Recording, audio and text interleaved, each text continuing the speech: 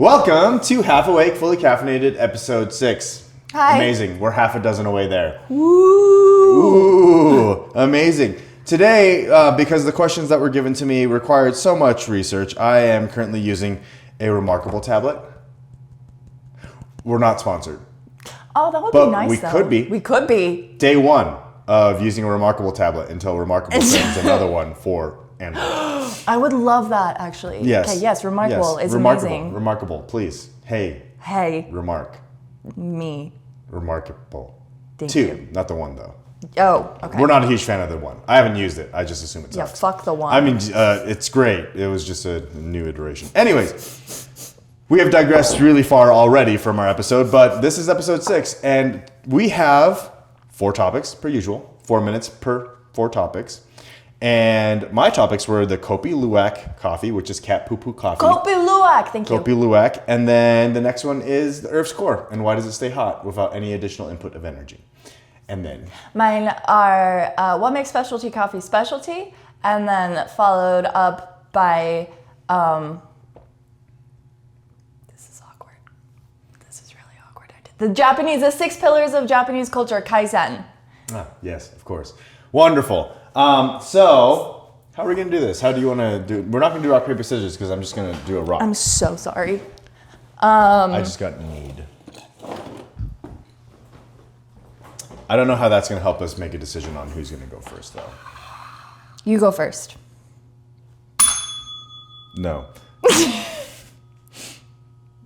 Yeah, you can go first. Okay. All right. Specialty or Japanese culture? Mixed bag, anything.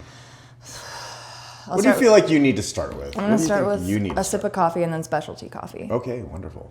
Actually, sipping on Costa Rica, we've been playing around with the development, and it's tasting very bright. I think I might like mine better. Maybe. I like mine better. Yours is definitely smoother. It's not nearly as acidic. It's not as poignant. Yours is very. If y'all just Hi. heard me I'm acidic. gulping that down, I'm so sorry. Mostly apologies to JC. She's the only one that's brought it up She really is. because she's the only one that's listened. Okay, so There's dozens of us. there's dozens. I'm gonna keep making that statement until it's true. Yes, And we're then gonna it's have hundreds of us after that. we're gonna have a horde soon. Yeah. Okay, 4 minutes. Oh yeah. You want me to? Here, I'll do it. You got it? Yeah. I It's got about my time we heard your alarm. Yeah, mine's. I don't remember what mine is like. I've heard that Android's more pleasant than I think it is. iPhone. iPhone is like horrifically just Just no. so angry. Okay. Going. Specialty coffee refers to the whole process from farmer to cup. So it involves the entire situation. Specialty coffee itself is graded for. Hang on, I'm gonna read this from my thing because this is all specialty coffee information. I get on it. here. Yeah. So this is all Kopi Luwak. It's a lot. Okay. Single origin. It's always a single origin, and it refers the way that to the way it was grown, the way it was picked, the way it was roasted, the way it was put in a cup to serve to you, the way that it is drank. That is specialty coffee. It is unnecessary information. With specialty coffee, you will not be running. Oh, okay. As you can tell, I copied and pasted a lot of this stuff, and I do dear apologize. Lord. I do apologize. I handwrote all my notes. So specialty coffee roasters, that's me. They make connections and relationships with their growers. They know their growers. Non-specialty coffee, they are finding the cheapest, easiest, fastest out there. And specialty coffee, quality coffee, is graded by what are called Q graders, and for it to be considered a specialty coffee, they're like the sommeliers of the coffee world. Okay, and they grade the coffee on a scale of 100, and if it is not 80 or above, it is not specialty coffee.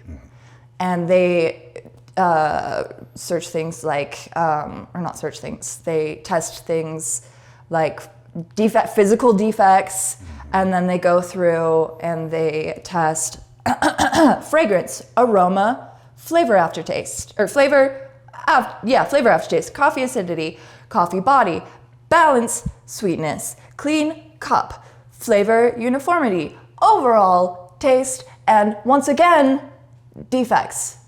So that's all the stuff that they're taking into consideration when they're grading their cup of coffee. Yes.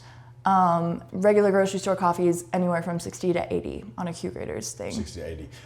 So then the next question here is, how do you go about finding specialty coffee if it is on your grocery shelf? You look for something that says that it's specialty coffee. Predominantly, you'll want to look for they'll make it obvious. They'll make it obvious. So if you find origin, elevation, flavor notes, and then any other information about the farm as well, yes. Those are very important things. At the end of the day, specialty coffee does an amazing job of focusing on giving more recognition of where the coffee came from, and it's a focus on traceability. Yes. And how far can you trace the coffee back? Yes. Yes, of course. So the more you know about your coffee, the more likely it is it's specialty. And so specialty coffee is also kind of a spectrum, is a good way to put it. Yeah. You can be a ultra specialty coffee shop, and that means that every coffee you have ever had comes from direct trade relationships. Right. Unfortunately, we're not capable of doing that because we haven't been able to cultivate those relationships, being without the resources to do that. But we do have one direct trade relationship, and then we do leverage importers that have very strong connections with the producers. Yes, I learn about all of the farmers from the farms that we get all of the coffee beans from. Yes, and we try and do our best to share that information as well. But again, as a spectrum, there are some coffee shops that have much higher, much more stringent quality processes that we aren't able to implement because of our lack of resources, but we're done. Isn't that so pleasant? That's way more pleasant. All right. I guess I will stay with the coffee portion. I'll keep doing coffee. Coffee. We're going? All right. We're going. So, Kopi Luwak coffee. Kopi means coffee. Luwak means civet, which is a small mammalian animal that looks like a cat, but it's not a cat. And technically, it's coffee that went through the luwak, out its butthole, onto the ground for you to drink. So good and so tasty. But before I get into the expensive portion and why it's so expensive and what makes it so great, I'm going to give you the history, because I think the history is really important to Kopi Luwak coffee.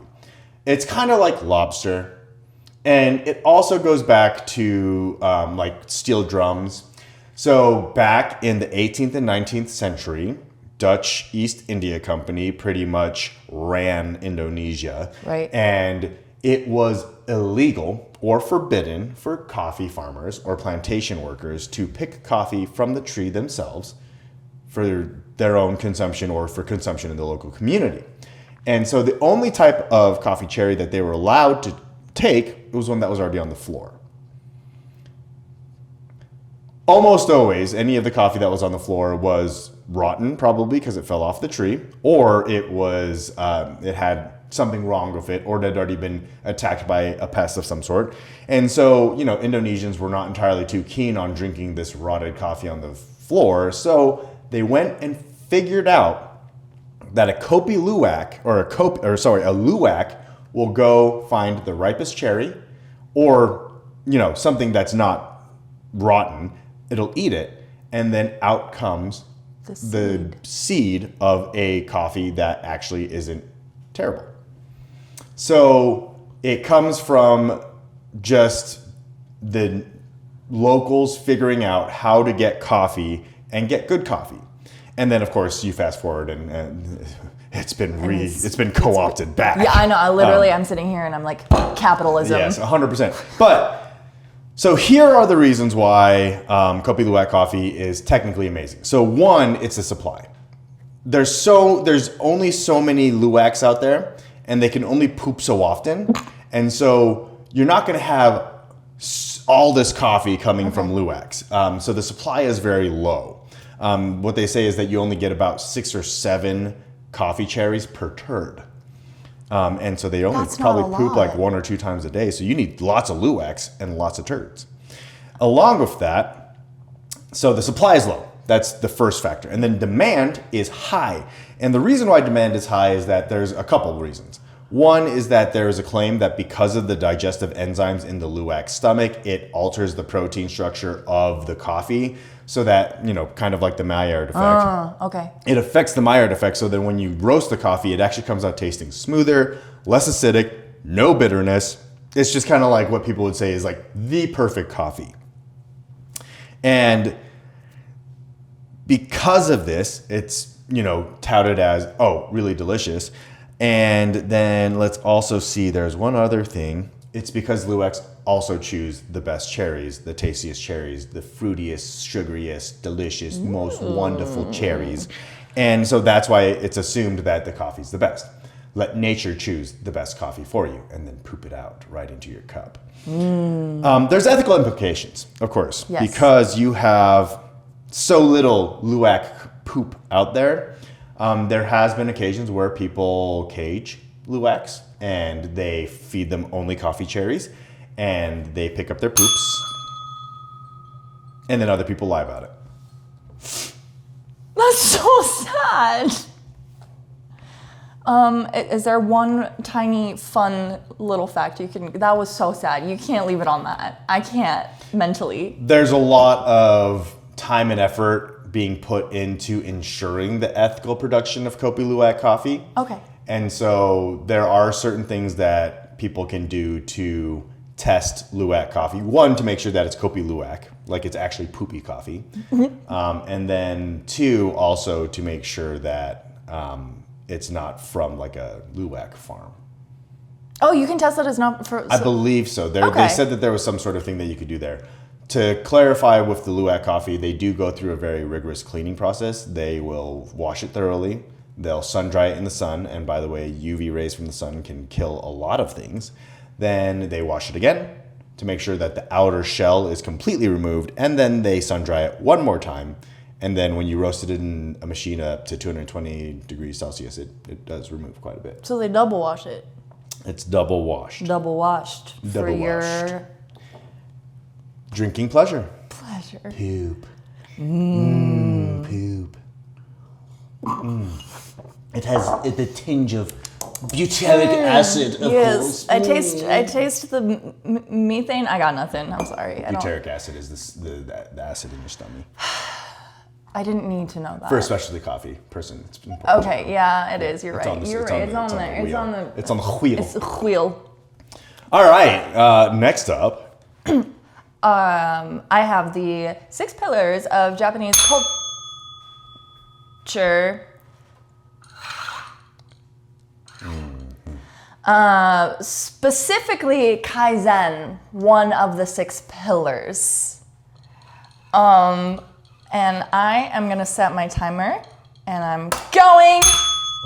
So, there are 6 pillars of Japanese culture. And one of them, I think, is not a real pillar of Japanese culture, simply because it doesn't make sense in reference to the rest of them. I would also like to make a quick note that there's a lot of pillars of Japanese culture. There are. all right. There are very, very many. When I was looking it up, it's like the 3 pillars, the 10 pillars, the 12 pillars, The 6. the 5 pillars. Yeah. Anyway, the 6 pillars that I found in my research are ikigai, Yes. which is finding your purpose, finding what you love, finding what you're good at, finding what you can make money with, and that is your purpose. What that's- makes you happy and what makes you money. That's all. That's in all of them, by the way. All Yeah. of the pillars have ikigai. Okay, cool.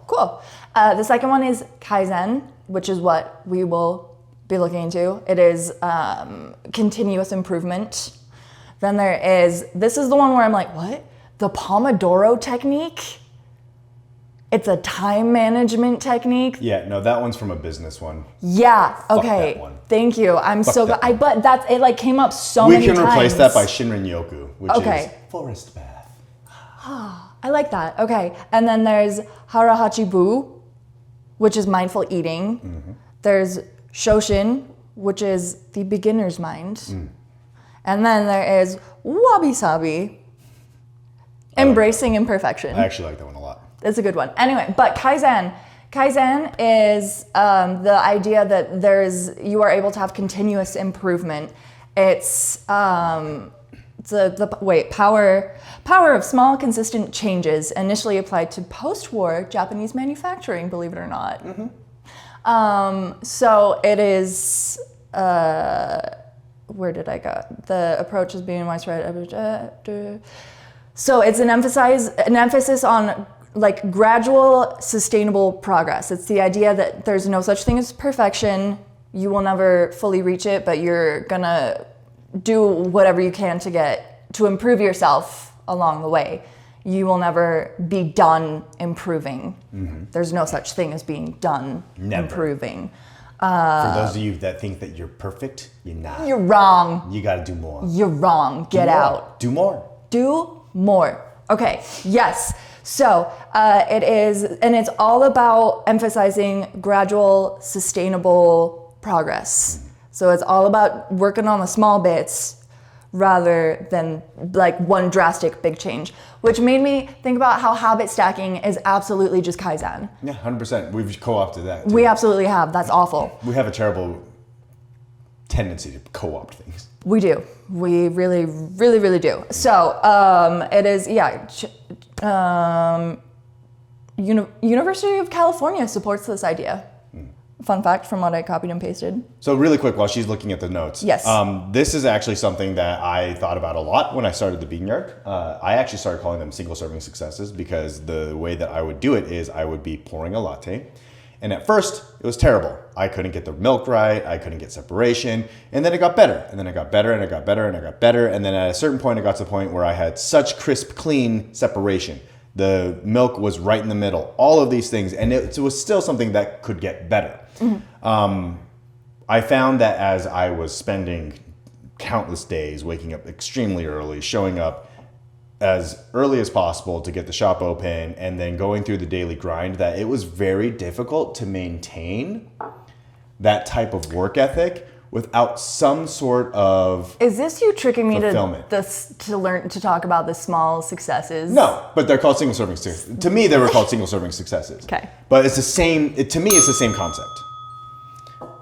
I feel like there's so much more. Concept. Okay. So that's going there.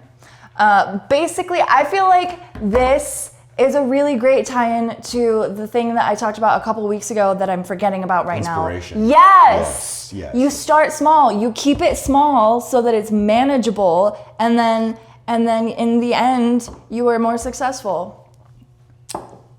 There we go. But have the delusion to start. But have the delusion. You got to be a little delulu. You have to be delulu to get started. Yeah. But yeah, I mean, it's That was a big subject to try to fit into 4 minutes. It's a big subject, and I think it's something that'll be a recurring subject. You know, everyone kind of needs it, and then coffee drinkers in general, you know, we're type A-ish people, sometimes type B, but we'll see.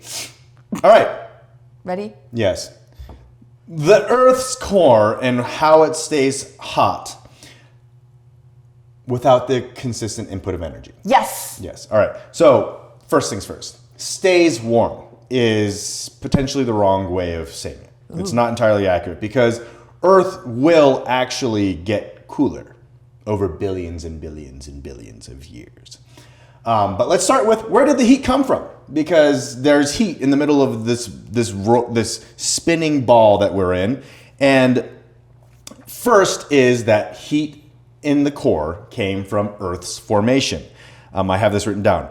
Originally, Earth was a molten mass from gravitational energy turning into heat as particles and debris from the solar nebula collided and compressed into a planet. Whoa. Not entirely sure exactly how this is possible, but I will go ahead and say that if you've ever taken the time to like compress something, like, as you compress it, heat starts to come from it. Like you need to actually like go find, I don't know, there was I'm not strong enough to do that. I don't know.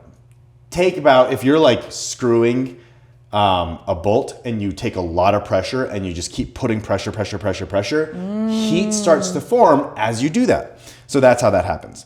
The majority of the Earth's heat is residual, but because of the insulation, the crust, everything on the outside, all of the outer shell of Earth, because of that, the heat is releasing very slowly. And I need to pause that, and we need to get back to this in a second, because I am 0 minutes. Are we in focus? We're in focus. Okay, cool. It's on manual focus, so I'd never change it. Cool. Okay, and begin. And we return.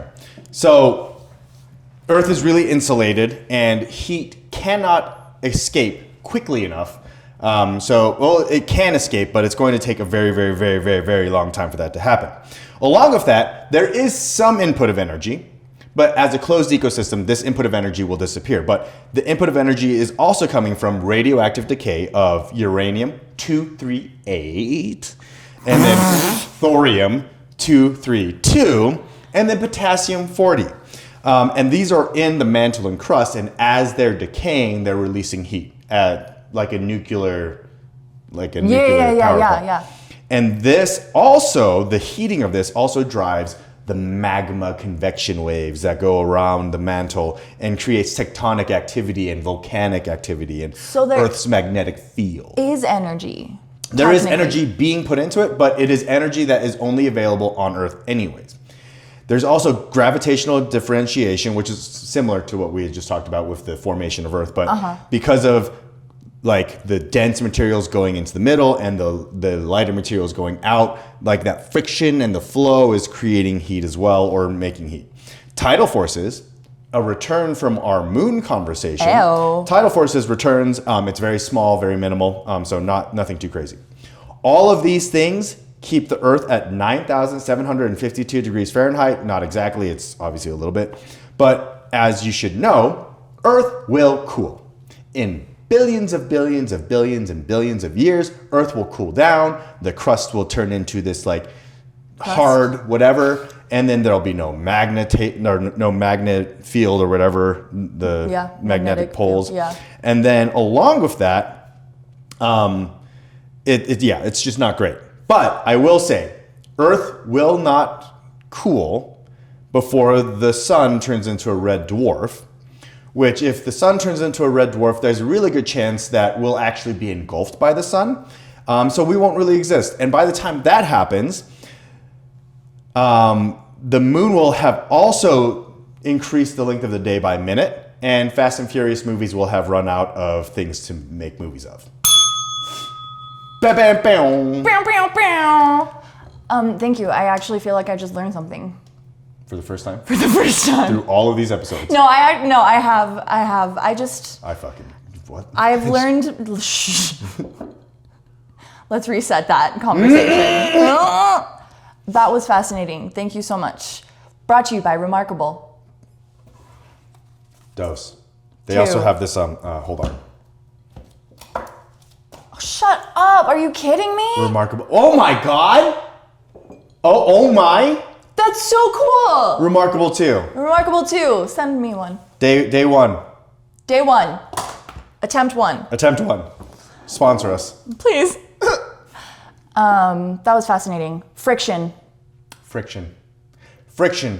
Honestly, it's really crazy to think, because there was times when I was working on my Defender a long while ago where I would be ham-fisting a nut, not because it's what was required, but because I was angry and so done with working on something on that truck, and I was twisting it, and I remember I thought you were talking about a literal nut, like an almond. a bolt and a nut, and I was twisting bolts and nuts. And so as I was twisting it, like there would be times where it would just pop off, and then you grab that piece of metal and it'd be warm. And so it's that compressive force. Is that friction?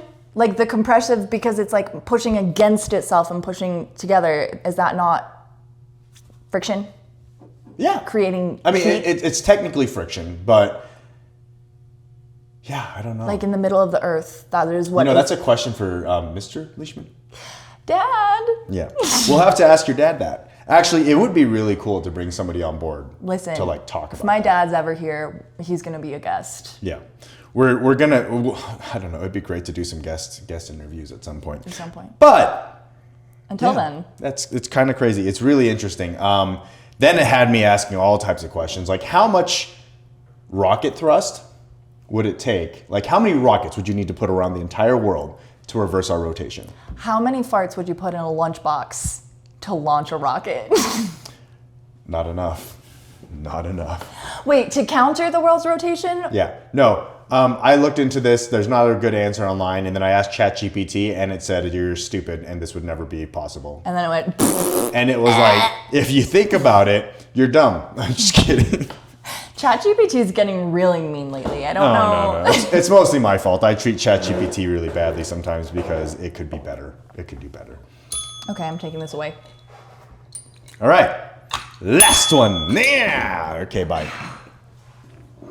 So, questions for next time. Do you have any questions? I do. I'm ready. Okay.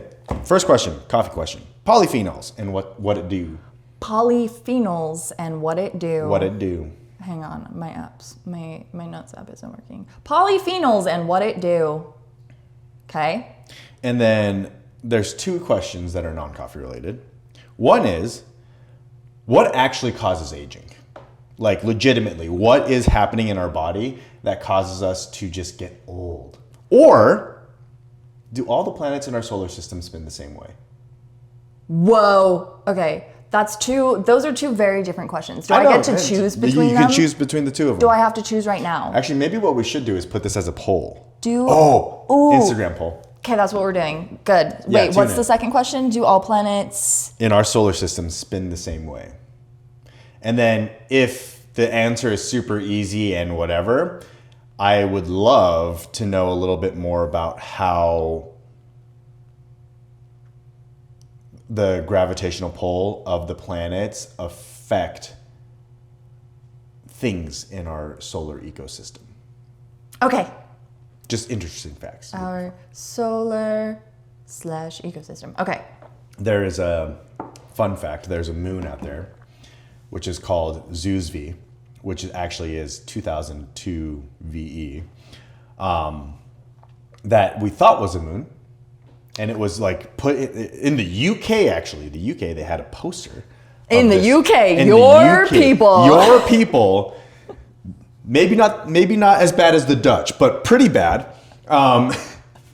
It made a poster, and it's like, oh yeah, this moon exists. And then someone went and looked into it. Doesn't exist. Wait, like it's not like that it's a planet or it's a star. It just doesn't. Well, it doesn't exist in formal research, but then as you dig into it more, it turns out that this moon that people believe exists is actually a free celestial body that can just kind of float around in the solar system and do whatever it wants. And so right now it's orbiting, I think it was Venus or Mercury. It's orbiting one of the planets near the sun, and it was thought to be a moon, but in like 10, 15 years, it's going to release itself from the gravitational pull and then go to something new. And so they're kind of like creating these, I forgot what they're called. They're creating ideas of where this is going to end up. Space hurts my brain. It's fun. It's cool. Okay. Models. They're creating models. Models of how this will end up. Okay. So it's just in space, there's some things that are like, I'm not going to follow physics. I think the actual term that they used was free celestial bodies. Is a free celestial body, which means it's just out there doing whatever it wants. It's like we have comets or meteors or whatever go by the Earth all the time. Is that a free celestial body? But I feel like... It is technically. Okay. I'm going to do a lot of research. It's a lot of fun. Zeus-V is kind of the reason why I asked you. Zeus-V. Okay, yeah. Zeus-V. The reason I know about that is because I got stuck in Little Cottonwood Canyon for almost 2 hours, and I just had to listen to some podcasts to kill some time. That being said, if you're going up Little Cottonwood Canyon, up in Utah, anywhere, hey, we're giving free coffee to anybody that carpools from our parking lot. Yeah. Carpool. I mean, honestly, if you're just carpooling, you show up and you have 5 people in your car, we'll give you free jerk. Yeah, just let us know. Be better. Be better. Also, don't forget to like, subscribe, comment. If My you guy. have any other things you want to know about, please ask, because Like maybe what questions I'm going to ask for Eugene. 100%, because she needs more help than I do, because I have thoughts that go on in my brain that just show up. And I have medicated ADHD, so. So mine is unmedicated, hers is medicated. You tell us which one's better. Yeah. Yeah. Anyways, thank you all for joining. Bye. Bye. But really, I didn't give you any questions. Oh, God. I was wrong. We're not done. You were so wrong. Okay, are you ready for your questions? I am ready for my questions. Dear God, you were really trying. I really tried. I tried sliding it in there, but I didn't get it. This is called legitimately not having enough coffee. All right. Okay, first question, coffee question. How decaf work? How make decaf? Decaf and how it's made. Yes. Specifically, Swiss water, please. Swatter. Swatter. Yeah. Okay. And then my second question, it was here. It was right here. And then it was right here. And now it is back there. What? The fuck. Hang on. Give me a second to oh no, I remember it now. Okay, it's been okay, how do I put this into words? I've been meditating a lot lately, and I've been figuring out what that even means, because in my head I've always thought meditation is like leaving your head empty. There's nothing in your head and the thoughts are just like. We've had a conversation about this. Yes. Yeah, okay, go on. But like what I want to know what meditation, I don't know how to word this, because that's not what meditation is, and it's not what it should be. So can you just explain what meditation truly is to me, basically? What is meditation? What is meditation, and what does it look like, I guess, in your brain? And what should it Like, if that makes sense? Look like. What is the actual practice? Yeah. Help me be mindful. Cool. So I have this all written down in my Remarkable too. The remarkable too? Remarkable. Remarkable. It's remarkable. I have the second version of the pen. Great name. Yeah, Oh my great God. name, yeah, and the keyboard key. Anyways, join us next time, episode 7. It'll be episode 7. And don't forget to like, subscribe, comment. I already said that like 150 times, and then I had to come back here again. So we're here again. But thank you all for joining. Bye. Bye.